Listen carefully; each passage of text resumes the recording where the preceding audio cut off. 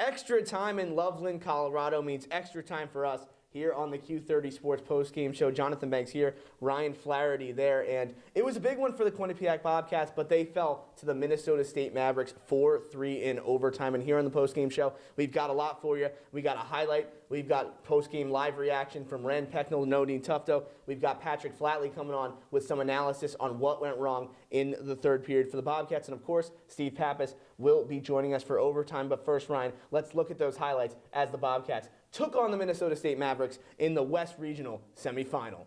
Quinnipiac and Minnesota State. 3 minutes into this game, Odin Tufto showing off the slick hands to get the Bobcats in front. We've seen this so many times, Jonathan. Odin Tufto in the right place at the right time. What a move there to beat Dryden McKay. 1-0 Quinnipiac early. They would pour it on as the first period progresses. Gus Van Ness, beautiful feed to Peter Deliberatory, who joins the rush. Tic-tac-toe. Filion to Van Ness to Deliberatory. What a finish there. A huge goal to put the Bobcats up 2-0 early in this game. And they would have a 2-0 lead in the second period. Got dominated in the second period. It wasn't until Jake Jaremko flicks that one home to make it a 2-1 game. Keith Petruzzelli was seeing everything in that first period. That was one of the first shots. He didn't see a great tip in there. Minnesota State gets rewarded for their relentless press in the second period. In the third period, Quinnipiac gets the first blow. C.J. McGee, his first collegiate tally. Playoff hockey, that's what it's all about. The unlikely hero, C.J. McGee, his first collegiate point. What a time to get it. 3-1 Bobcats. They are looking home free. 5 minutes to play, but Nathan Smith has other ideas. Is going to get to a good spot in front of the net and deflects it past the sprawling Petruzzelli. Puck's on net, kind of a fluke goal, but good for Minnesota State. Get the puck to the net and good things happen.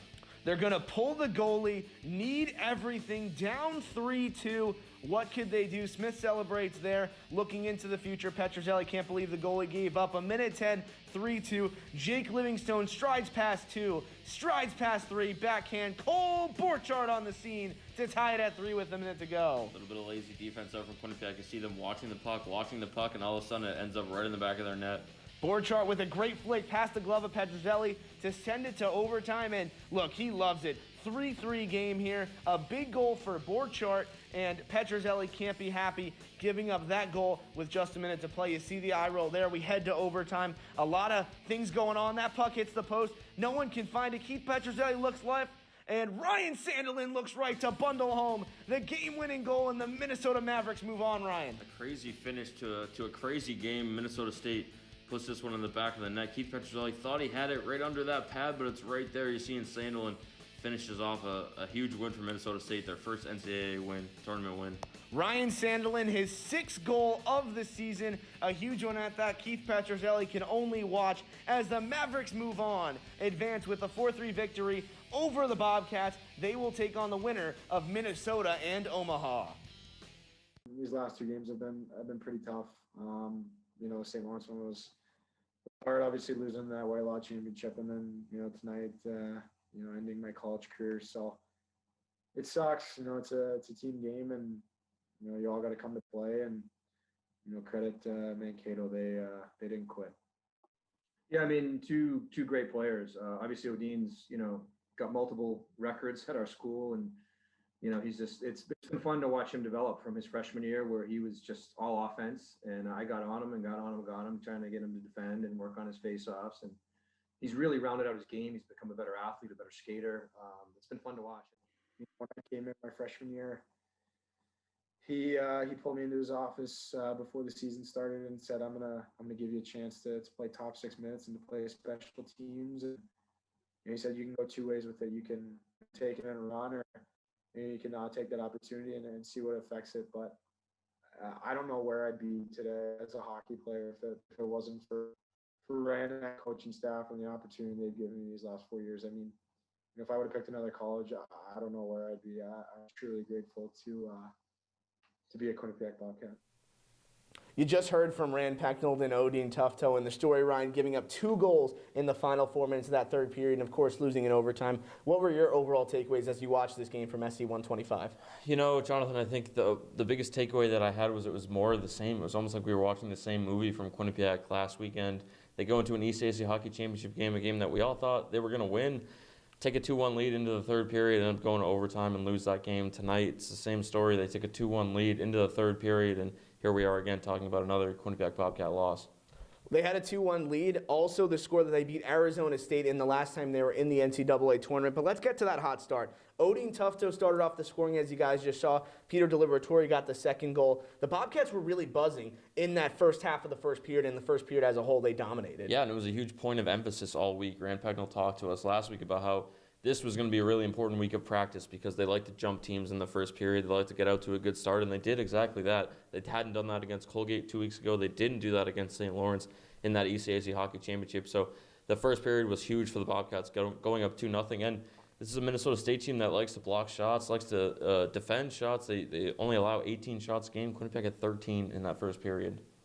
That's a good point there. All week we've been hearing about Dryden McKay, the netminder for Minnesota State, one of the best in the country, only sees about 18 shots a game. Well, guess what? About halfway through the second period, Quinnipiac had 18 shots, but for the final 7 minutes of that period, they didn't have a shot on goal, and then Minnesota State grew into the game. They really took it to the Bobcats, allowed a sustained offensive zone time in the second period. They got their reward with 1 goal in the second period to go into the break 2-1, but with all the momentum. Yeah, I mean, this was really a heavyweight fight. Quinnipiac came out and in the first period and knocked Minnesota State right in the jaw, and credit to the, Mancata, they got right back up and they knocked Quinnipiac right back in the jaw because Quinnipiac fell asleep in the second period. They didn't have their legs under them, as we heard Odin Tufto say in the middle of periods on ESPN. But it was a really good game, a really good effort from Minnesota State in that second period to get the jump. Quinnipiac, Rand Pecknold said that they had been playing so well in second periods and they just didn't do that tonight.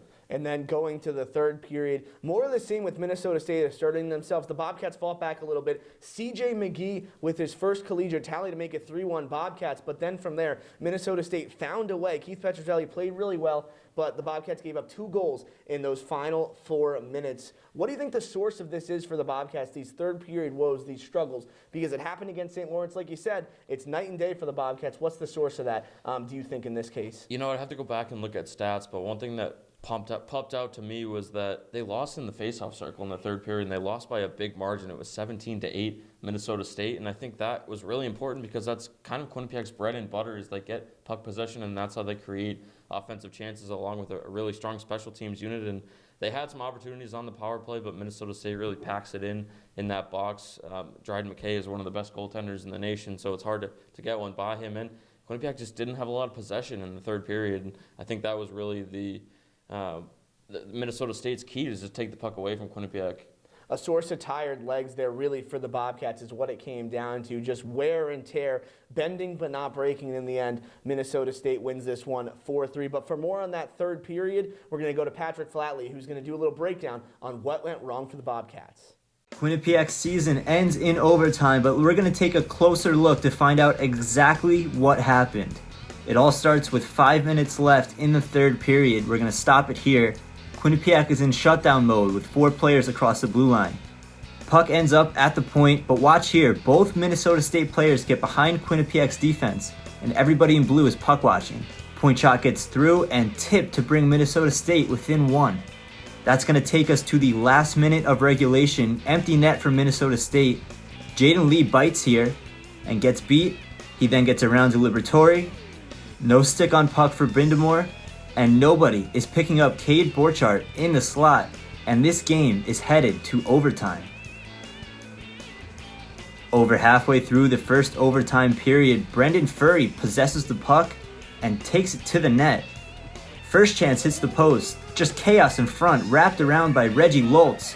Where's the puck? Nobody knows except for Ryan Sandeline. Let's take a look at that from another angle to see exactly what happened. Petrozelli makes that first save on the wraparound, but it sneaks the other side under his blocker and is tucked in. That's going to send Minnesota State to the next round. Quinnipiac's season ends in overtime. Thanks, Pat, for that analysis. Very specific on the breakdown of what went wrong for Quinnipiac. Now I'm joined with Steve Pappas. I called the game with you on QBSN. Obviously, you've been following the team all year. Give me your thoughts, because I just went over with Ryan Flaherty the first and the second period, a little bit of the third period. Pat broke down specifically what went wrong, but from your point of view, with the headset on, what did you see in this one? It had to be the speed of Minnesota State to start that second period and transitioning into the third period. They were a quicker team, Quinnipiac really jumped him, like you guys mentioned, and it was something that Minnesota State was not ready for, but they came out in that second period and they took it to Quinnipiac.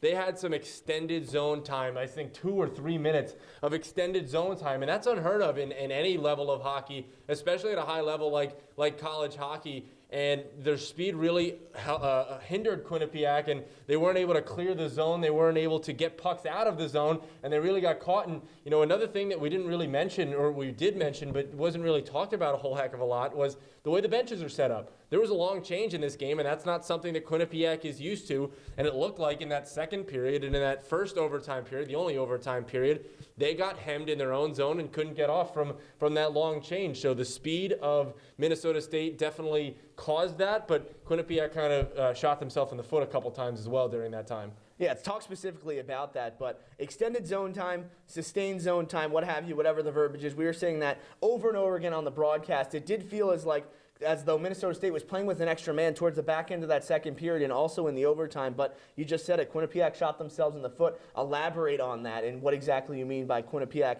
shooting themselves in the foot there. Yeah, there were just some instances where there were some careless plays behind their own net. They would throw it out into the center of the ice. It might not have exactly resulted in a goal, but it resulted in the Bobcats not being able to get off the ice and really just some tired, worn down legs by the end of that game. And, turnovers kill a team, and they did so today because Quinnipiac had too many turnovers in that offensive zone, and offensive zone turnovers usually end up in the back of the net, and it did so, especially in that overtime and especially in that second period where it was all Minnesota State for, I'd say, 19 minutes and 35 seconds of that second period, and then they were finally able to get that goal, and they were off and running. Ryan Sandlin looking one way, Keith Petrozelli looking the other for the overtime window, and I want to ask you about this because Patrick Flatley and I were talking off air about this Quinnipiac's contention window. You look at Keith Petrozelli and Odin Tufto, two of the best players at their respective positions this year. But the Bobcats, it was a weird season, obviously, with COVID-19 protocols, 4 teams in ECAC hockey. They got to the NCAA tournament, but they didn't have to go through the gauntlet of Ivy League schools, and this was a real chance for them. Minnesota State, the really good defensive team, the best defensive team in the country, but a favorable matchup as in recent years on paper, and they could have made a run to that Frozen Four. Where do you see the Bobcats team going from here? Because the impacts of Odin Tufto losing, Keith Petrozelli, and other integral parts of the team are going to be felt. Yeah, the goalies are a question mark, and with Keith Petrozelli obviously graduating this year, it goes to Yaniv Peretz, or I've seen actually some instances where some Quinnipiac people want to see possibly Matthew Galida, the Cornell goaltender, and Quinnipiac go aggressive in the transferring. Obviously, Evan Fear as well is an option, but there's a lot of question marks at goalie. I think more than when you look at that forward group, because you got Ty Smolonic, you have Wyatt Bongiovanni moving forward. Ethan DeYoung was turned out to be a really good goal scorer this year. Desi Burgard showed some goal scoring prowess, and I think the biggest player that is going to take that big step, and he did so this season, was Michael Lombardi. He started playing top 6 minutes, and he was one of the best Bobcats to lace him up this season. And he's going to have to play even bigger role in his senior year. But I think up front, Quinnipiac's fine. On the back end, they're fine. I don't believe they're losing any defensemen this year. They're not. And it's going to be an interesting team because they won't have that proven goalie just yet. They had it with Andrew Shortridge. They had it with Keith Petrozelli for the better part of 5 or 6 years, and now there's a question mark. That is a good point. It's the backbone of your team, and Michael Lombardi, too, just offered that stability. You could let Odin Tufto express himself in the offensive third. You could let Ethan DeYoung take chances on the offensive end because Michael Lombardi wasn't necessarily there to score points, but to balance things out. So he's someone that I agree with you is tipped to take a big step there. And just parting thoughts, too, on Odin Tufto because he deserves his own special segment here, this question, because he's been a special playmaker throughout his time in Hamden. The profile of a smaller visionary playmaker for the Bobcats has been seen with Sam Ennis and now Odin Tufto. How would you assess his 4 years in Hamden being exclusively there for his last 2 at every move? Yeah, I mean, he's just an incredible hockey player, and he's got such a fantastic hockey IQ, and I know everyone's going to say, well, he's just not big enough to play in the NHL. Well, I don't see that. I mean, you watch games with Odin Tufto, he makes some fantastic plays. That is something you can't teach, the IQ that he has. He's able to thread the needle passing-wise. He started off a little slow goal scoring this year, but was able to pick it up. but he's a guy that will find you. Even if you're not open, he will find you, and the puck will end up in the back of the net. So you can't teach the IQ and the skill that Odin Tufto has. So he's going to make any NHL team that signs him very happy in the near future. It should be in the next couple of weeks. We'll find out where he'll be playing a little later on. But I mean, he just was such a really good player, really good person off the ice as well. But it sucks to see him go. But he is a fantastic hockey player, and he's going to do some good things in the NHL. Yeah, watch that space for sure. Tufto spent time in development camp with the Detroit Red Wings. He's going to be one of the top collegiate hockey free agents out there. But speaking of which, Odin Tufto's gone for Quinnipiac, and I'd be remiss if I didn't mention this, Steve. Today was your last game covering the Quinnipiac men's ice hockey team. It was my last game as well. You know, we kind of missed each other on the beat. I was heavy in everything the first 2 years, you the last 2 years. Tom Krasnowski wasn't here today, has been there throughout. Just what was your experiences on the beat as we wrap up the season? Also, wrap up a new chapter in your life, too, as this is big. I'm not having Quinnipiac men's hockey anymore for you to look forward to. Yeah, it's weird, and that's one of the reasons why I came to this school, is to cover a huge Division I hockey program that's had a lot of success over the years. And, you know, you don't get that at very many other schools where hockey is the number one. And for me, I've grown up always loving hockey, didn't necessarily play, but, you know, I've watched, you know, Quinnipiac hockey for the last 4 years. And to think that, you know, I just watched my last one, it's bittersweet. I mean, it's good to move on, but it's tough to actually put into words right now that I won't be covering Quinnipiac hockey anymore. I feel like I've been doing so for 365 days for the last 2 years. Committed and hardworking, definitely what you were. It's tough, and you told us after off the air that hasn't really sunk in for you yet. For me, too, for someone who covered the first 2 years, it was everything to me, grinding, going to media days, going to games. So definitely something that will be missed. But that'll do it on the Q30 postgame show. Quinnipiac loses 4-3 to Minnesota State in the NCAA West Regional Semifinal. For Pat Flatley, Ryan Flaherty, Liz Flynn behind the scenes, and Stephen Pappas right beside me. Jonathan Banks with you, signing off for the final time regarding Quinnipiac men's ice hockey.